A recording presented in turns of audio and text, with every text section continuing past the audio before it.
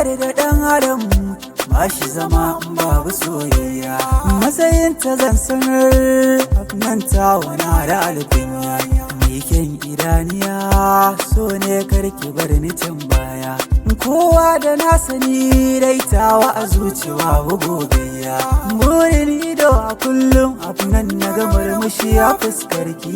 Ba na bari a kowane yanayi na ga wani ya taɓa ninke. Kar ma kiyo tunanin rabuwar mu da ke a ranki to sake asalin farin ciki na.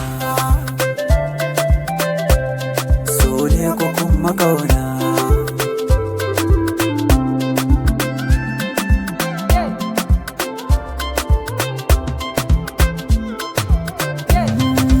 Gaskiyar bayani wanda abun faɗi a bakina, ke ce ke sa sukuni da ita yawaituwa a kirjina. Daga ke bana kuma ba na rufe shafuka na ƙauna da sanarwa umma abba ke ne ce idan gari na.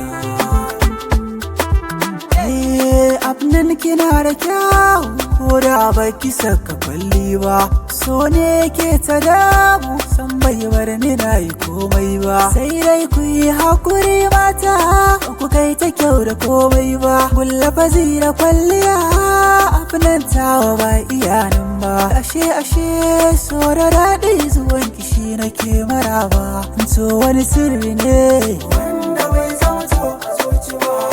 Ni dai gini na yi